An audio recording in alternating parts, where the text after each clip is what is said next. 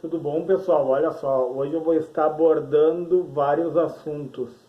Inclusive eu vou falar um pouco de eletromagnetismo.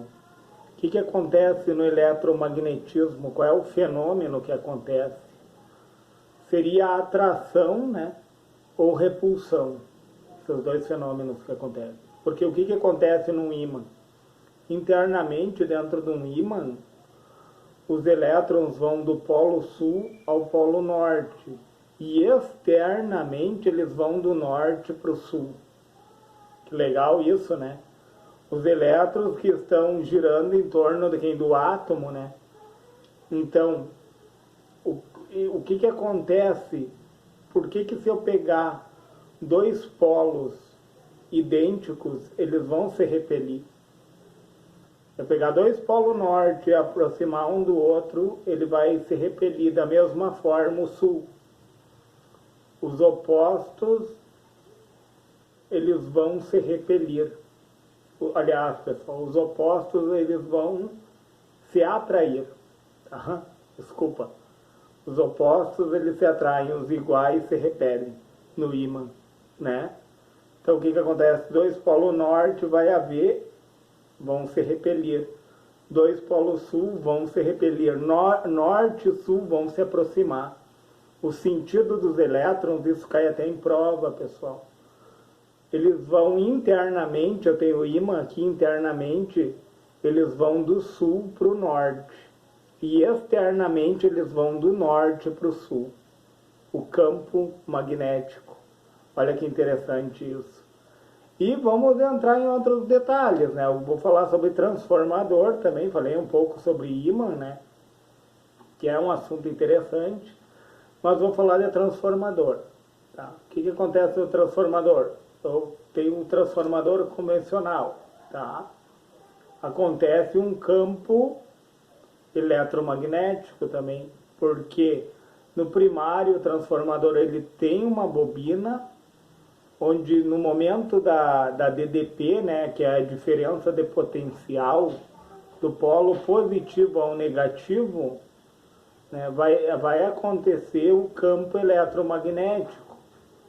Aí o campo ele depende até do enrolamento, o sentido que está feito enrolamento, aí vai ser o sentido do campo eletromagnético.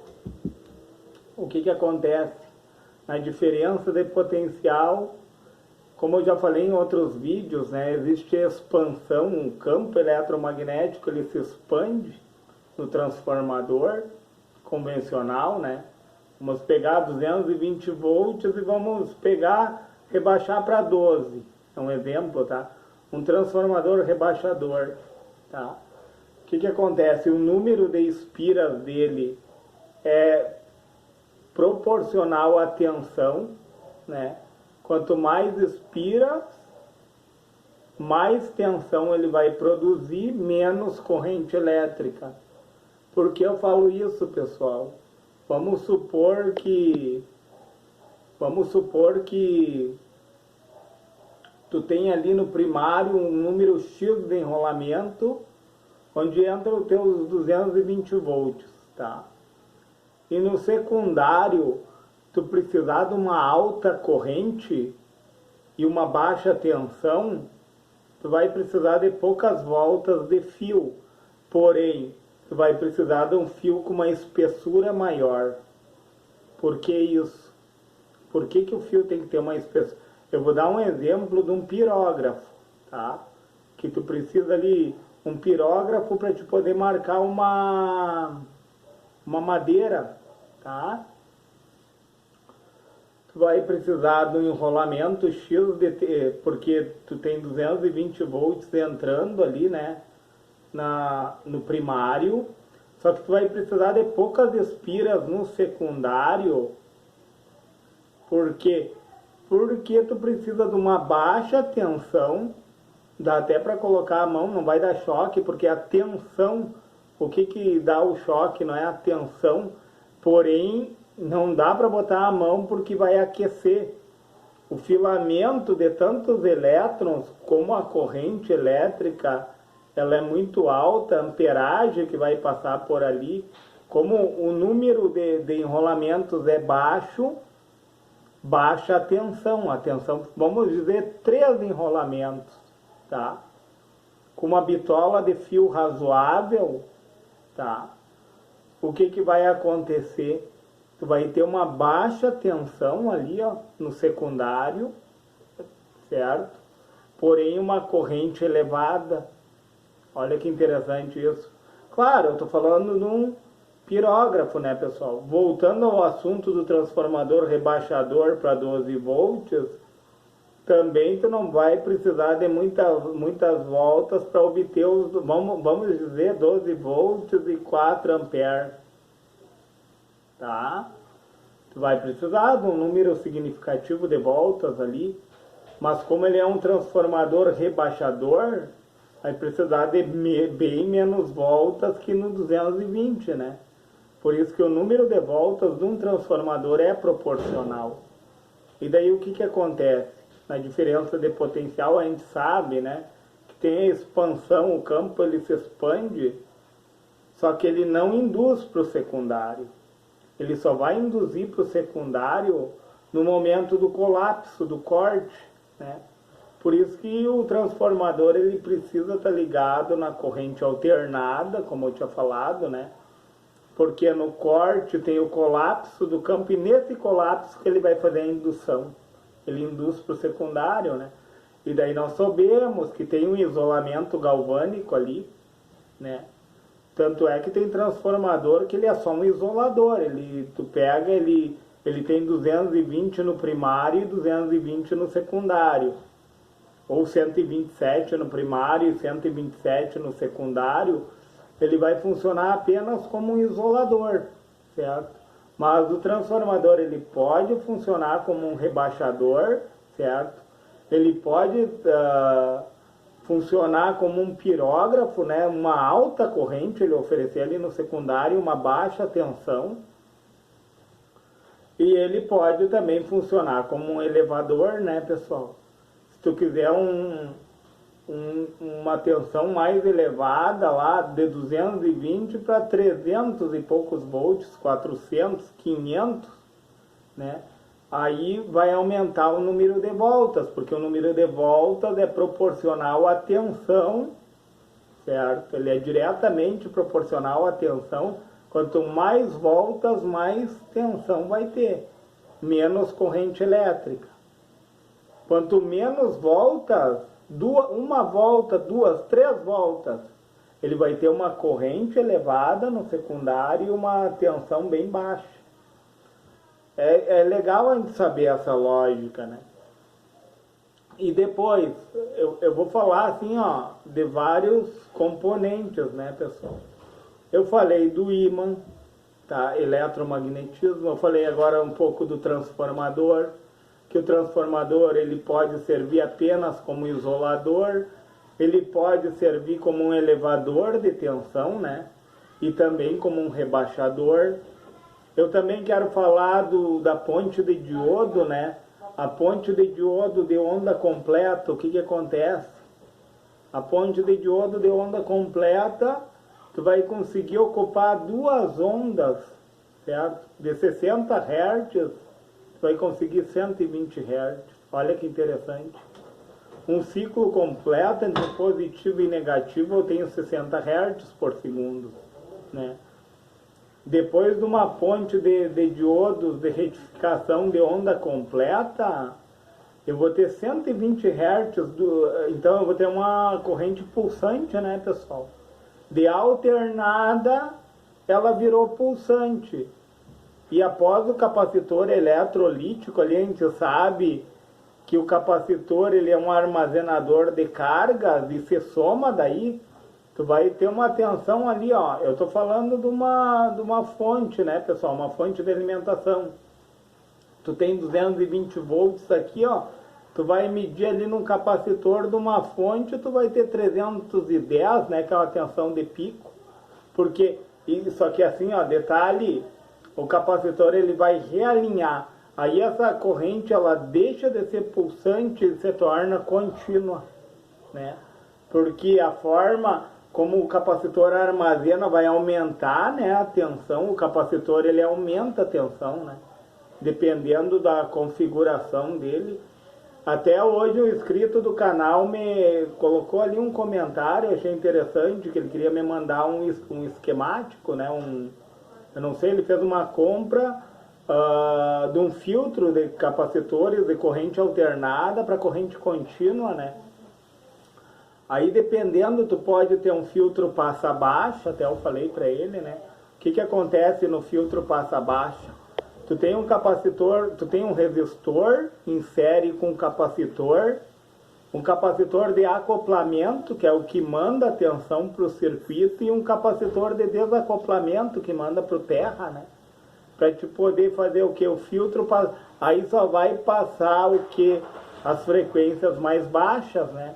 Ele bloqueia as frequências mais altas. O que acontece com o capacitor? Para altas frequências, ele é uma chave aberta. Aliás, ele é um curto, né, pessoal? Desculpa. A gente vai falando, embolei o meio de campo. Desculpa, pessoal. Ó, o que acontece? Ó? Retomando, tá? O capacitor para corrente alternada, ele funciona como um curto-circuito. Ele vai deixar passar, certo? Até no amplificador ali, ele deixa passar o som de um microfone, né? O som de uma guitarra ou de um violão elétrico. O capacitor ele vai funcionar como um curto para corrente alternada. Diferente da bobina, né? Só que ele pode ser configurado junto com um resistor ali, ó. Tanto um filtro de passa baixa, né? Para passar o que? As baixas frequências, como o filtro de passa alta, né? Para passar só altas frequências. Como também, né? Tem o filtro de passa faixa, que daí tu estipula a faixa que vai passar ali, certo? Como para bloquear a faixa, né? Tu pode até para bloquear a faixa, daí tudo depende de como ele está configurado ali. Aí tem que ver o esquemático, né, pessoal?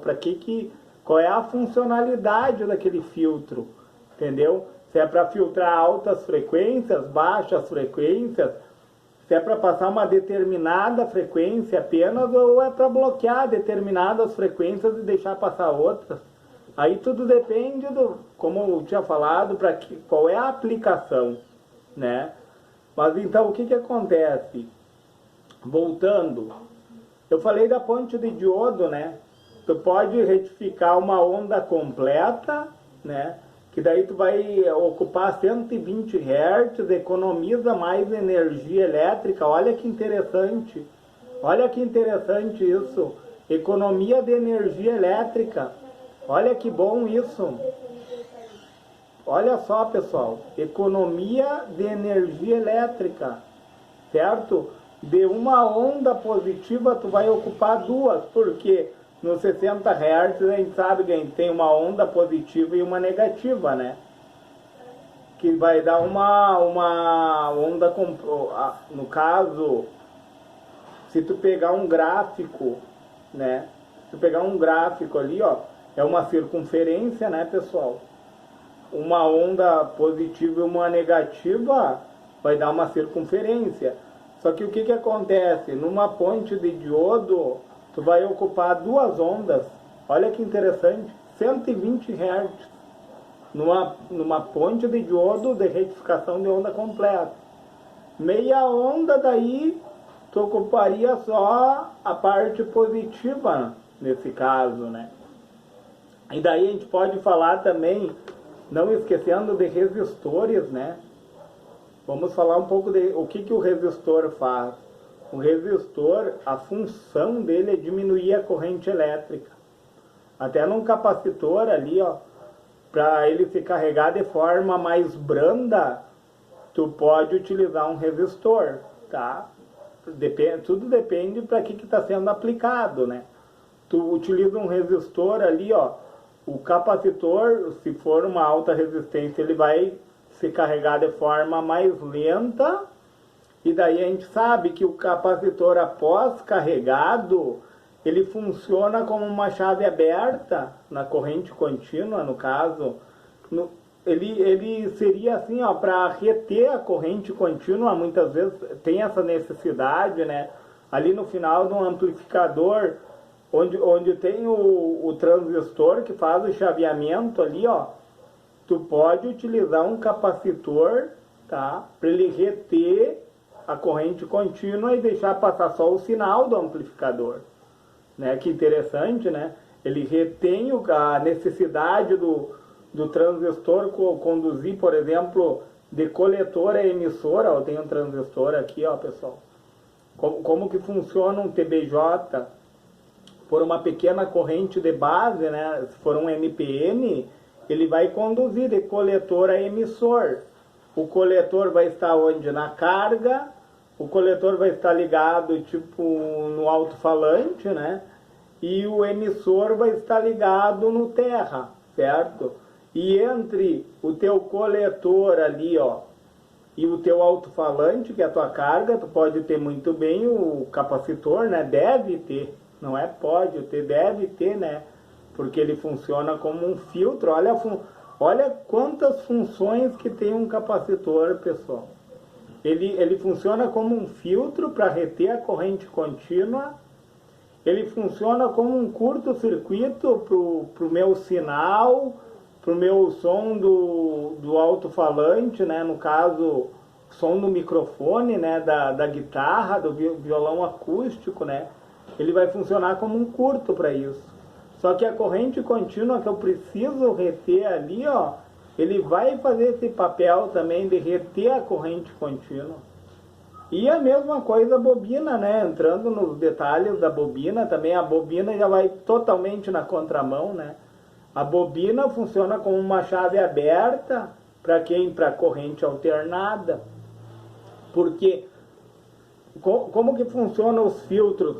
Quando entram meus 220 volts ali, ó, na minha rede elétrica, tu tem que ver que vem transientes ali junto, que vem interferências, vem espúrios, né?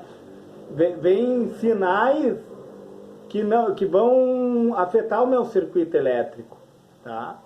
Sinais diferenciais, né, que nós chamamos, que vem tanto pelo neutro como pelo fase e vice-versa, porque eles vão se alternando, né? Daí o que acontece? As bobinas, elas estão em série. Tanto uma está em série no fase, como uma está em série no neutro. Aí elas vão funcionar como uma chave aberta, elas não vão deixar passar, né, essas interferências diferenciais, né, que vem tanto do fase, aliás, pessoal, interferências comuns, né, que é comum ao fase, desculpa, me perdi um pouco na minha fala. Ela é comum no fase e comum no neutro, né? Então a bobina vai funcionar como uma chave aberta, porque essas interferências elas são comuns ao fase e ao neutro, tá? Elas vão vir ali e a bobina se abre para elas e deixa passar o que é bom, certo? E aquilo que a bobina não consegue reter, tipo as interferências por radiofrequências que vêm externamente, ou aquilo que passou pela bobina, né? Que daí falando em interferência diferencial, não comum ao fase e ao neutro. Aí tem o capacitor X ali, que é um capacitor de poliéster, né? Que ele está ligado em paralelo com o fase e o neutro.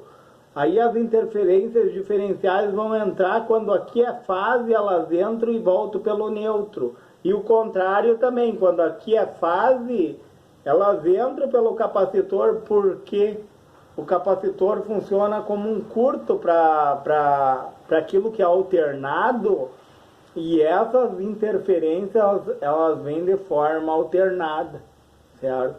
Por isso que precisa desses filtros. Para quê? Para não queimar a junção dos componentes lá da placa, né? Tudo. E daí tem os capacitores Y. O capacitor X ali, ó, ele tanto faz o acoplamento, tá? Olha só que legal isso, ele acopla um lado a tua rede elétrica, a tua placa de corrente contínua, toda a placa, ela é corrente contínua, né, pessoal? O capacitor X ele vai acoplar a tua rede elétrica à tua placa de corrente contínua. E ele vai bloquear. O que ele vai fazer? Ele vai bloquear porque não é que ele bloqueia. Como ele está em paralelo, ele funciona como um curto para essas altas frequências. Funcionando como um filtro. O capacitor X dá para se dizer que é um filtro de passa baixa, né? Porque os espúrios vão voltar lá para a tua rede elétrica. Enquanto que o capacitor Y, ele está ligado no terra frio, tá? Ele está ligado ali, ó, nos terminais do fase e do neutro que se alteram, mas o capacitor Y, ao mesmo tempo, ele está ligado no terra frio, né? O terra quente é o neutro, nós sabemos. Está ligado no terra frio ali. Aí o que ele faz? Ele desacopla, entendeu? As interferências que passaram pela bobina, passaram pelo capacitor X, o capacitor Y desacopla para o terra e também as interferências de radiofrequência que vêm externamente ou que são geradas ali pelo próprio circuito elétrico, né? Que como nós sabemos,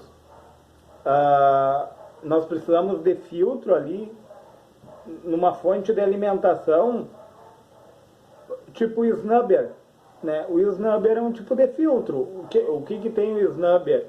Tem um resistor ligado em série com um capacitor. Esse capacitor é um capacitor amortecedor, porque ele amortece e o resistor diminui a corrente, olha só. Em paralelo, os dois estão em paralelo com o diodo, né? Porque o diodo deixa passar a corrente num sentido e no outro ele bloqueia. E eles estão no pé de quem ali, ó, do teu transistor. Vou dar um exemplo, né? Um transistor MOSFET ali, ó, que faz o chaveamento. O que acontece no transistor MOSFET? Aquela corrente que o capacitor transformou em contínua,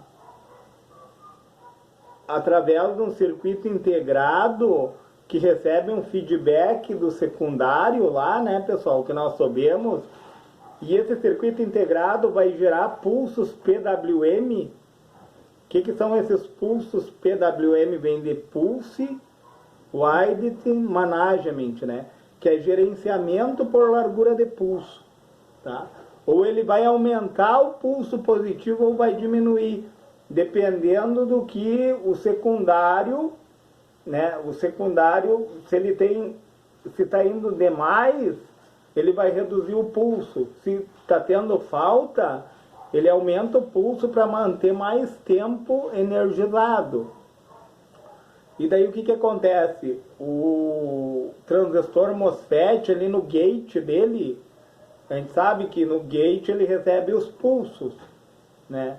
E daí ele conduz de dreno para source, né? O dreno fica na carga e o source fica no terra, certo? E daí ele vai fazer o chaveamento para quê? Para que o transformador Chopper venha induzir para o secundário. Olha que interessante. Então o transformador Chopper funciona com corrente pulsante. Você vê, o transformador convencional funciona com corrente alternada, só que daí, novamente, essa corrente precisa ser pulsada, depois de toda essa filtragem. A necessidade da filtragem é para não queimar os componentes, para aumentar a vida útil dos componentes na placa eletrônica, né? E falando em placa, né, muitas vezes as pessoas dizem, queimou a placa. A placa não queima, pessoal. É fora de cogitação dizer que a placa queimou. A placa ela é feita de camadas de fenolite. Quem queima os componentes que vão acoplados ali na placa. Olha que legal isso. Os componentes que estão acoplados na placa eletrônica, eles podem sofrer avaria onde? Na junção, né? Como nós sabemos. Quais são os tipos de avaria que pode acontecer num componente eletrônico? Ele pode entrar em curto-circuito, tá?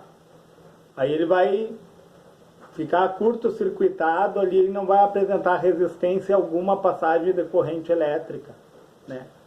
ele pode entrar em fuga. Eu vou dar um exemplo, o capacitor mesmo, né? A gente sabe que o capacitor, ele armazena X de carga. Ele deixa de armazenar porque ele está em fuga, né? Quando o capacitor está em fuga, ele deixa de armazenar. Olha que interessante isso. Ele não é que ele não armazena, ele vai ter certo armazenamento. Eu vou dar um exemplo aqui, ó. Esse capacitor é de 220 microfarad, ó. Ele passa a armazenar 180 microfarad. E outra, pessoal, o capacitor eletrolítico, ele tem um eletrólito que evapora com o passar do tempo. Então, o correto, quando nós vamos fazer a manutenção numa placa eletrônica, que for uma placa muito antiga, o correto é trocar os capacitores eletrolíticos, né? Que muitas vezes a placa dá problema de gestão de energia ali, ó, porque eles não estão suprindo mais. E é aí que se dá a fuga, né? Tu vai medir ali, ó, com multímetro analógico. A gente sabe que quando a gente afere o capacitor, ele se carrega e ele se descarrega e tem que tender lá ao zero, né? Ao infinito. Quando o ponteiro do multímetro analógico ele fica muito acima, dependendo do nível que estiver acima ali, quer dizer que o capacitor está em fuga, né? Ou ele pode ficar aberto, pessoal. No caso de um resistor, o resistor ele não entra em curto-circuito, certo? Ou ele vai ficar aberto, ele se rompe, está aberto, ou o resistor ele vai aumentar a resistência interna dele, prejudicando o circuito, né? Se ele aumenta a resistência interna, vai passar menos corrente elétrica. Também é uma das avarias que acontecem, né? Olha que legal isso. E daí, pessoal, o transistor, ele funciona como uma chave, ó. Isso daqui é uma chave, ó. Certo? O transistor, no caso de um MOSFET, numa fonte de alimentação, ele vai ficar ligando e desligando. Esse que é o papel dele, para gerar a corrente pulsante novamente, né? Aquela corrente que ficou contínua se torna pulsante. Mas é isso, pessoal, não vou me alongar mais nesse vídeo. Esse vídeo era para dar uma explanada geral, para falar um pouco sobre os componentes. Eu falei sobre ímã, sobre transformador, sobre resistor. O resistor traz a diferença de potencial, né? O resistor muitas vezes dá DDP ali, ó, entendeu? Para diminuir a corrente elétrica, né? Falei sobre capacitor, certo? Sobre ponte de diodo, né? Entramos nos detalhes. Mas é isso, pessoal. Deixa esse vídeo aqui, dá um salve para o pessoal do canal. E muito obrigado, pessoal, pelos comentários, pelas inscrições, né? E eu vou olhar os comentários e vou responder, pessoal, na medida do possível, né? Quem sabe eu não respondo na hora, mas eu vou responder os comentários, pode ter certeza. Certo, pessoal?